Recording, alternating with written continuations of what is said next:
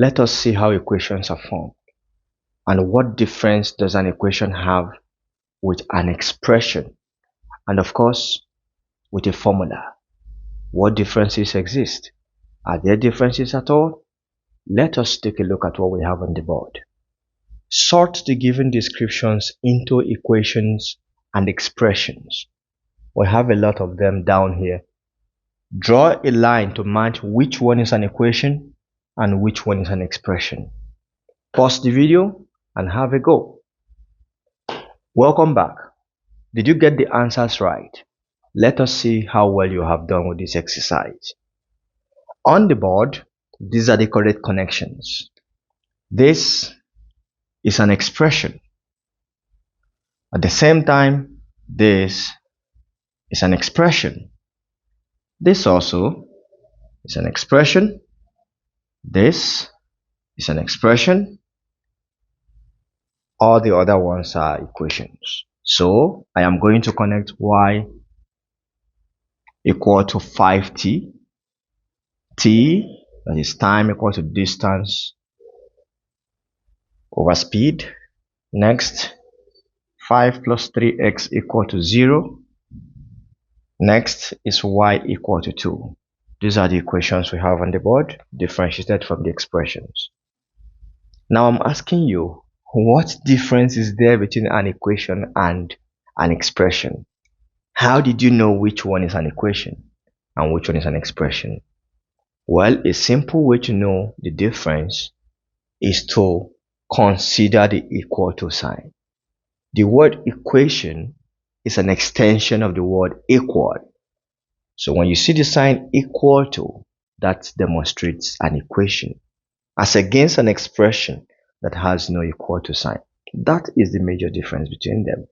So we can explain an algebraic equation to be two or more expressions separated by the equal to sign.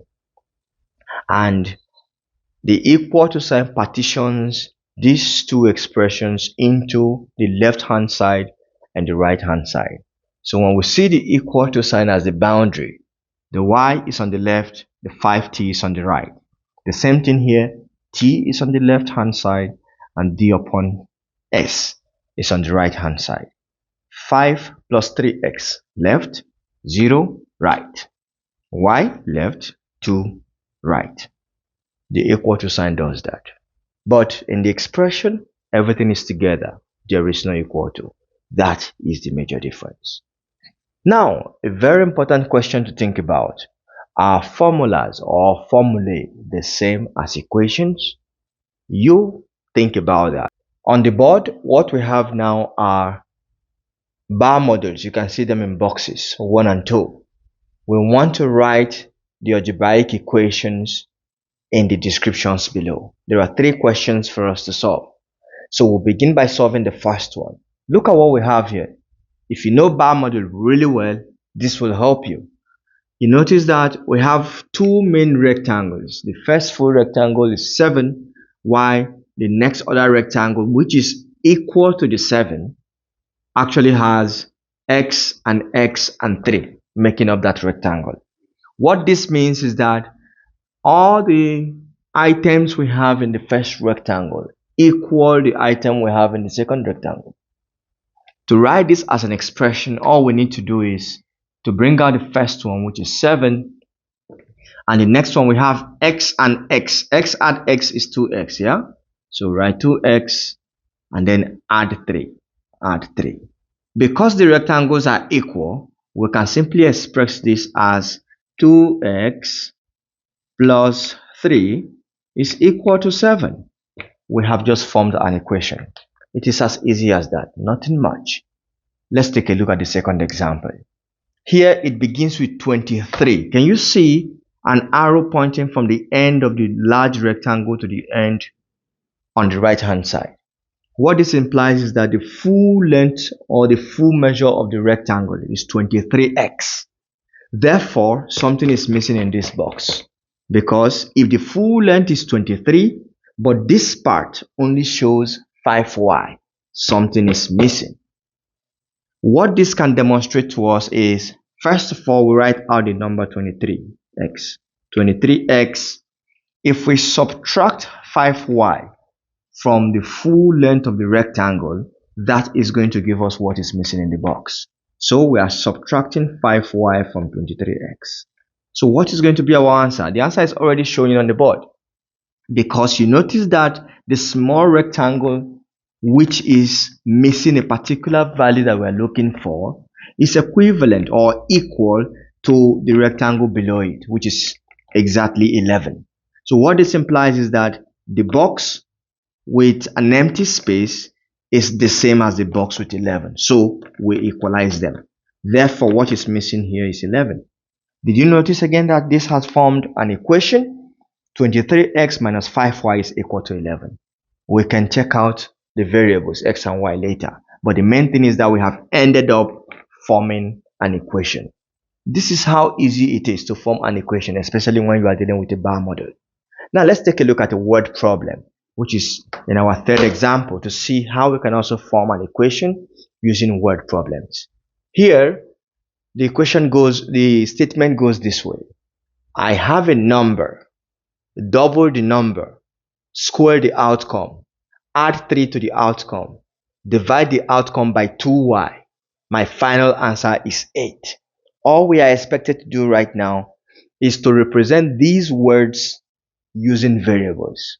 So it is left upon us to make an assumption. Let us decide by ourselves to represent the number which we do not know with a variable x. So let the number be x. So I have a number x. Double the number. If I double the number x, that means x times 2 or x plus x. That gives us 2x. Okay, we're at this stage. Square the outcome. To square the outcome simply means that I am going to square 2x. I'm going to take the square. Isn't it? Alright, let us take it in stages. From here, I will start writing down. If I take the square of 2, that gives me 4. And the square of x is going to give me x squared. Down. What is the next stage? The next stage says add 3 to the outcome. The outcome was 4x squared, yeah? So I'm going to add 3 to it. All I need to do right now is add 3 to this outcome. I have 4x squared plus 3. So this stage is also done. What is next? Divide the outcome by 2y. The outcome we have here is 4x squared plus 3. To divide the outcome by 2y means I am dividing everything here by 2y. So I have to put it in a bracket to show that I'm dividing everything. So I divide it all by 2y. Okay, what's next? So this stage is done also. And the next says my final answer is 8. It means if I do everything I have done so far, it will be equal to 8. It means it will be equal to 8. This is an equation. We have just formed it. So all the statements mentioned here have been simplified into an equation. Do you see how easy it is to form an algebraic equation? It is what it is. So you have to practice to master it. I hope you enjoyed today's class also. You can go through it again, pause the video from stage to stage, and try solving it by yourself to see how much you have understood. Watch out for the next video where we start solving problems on equations. Thanks for watching.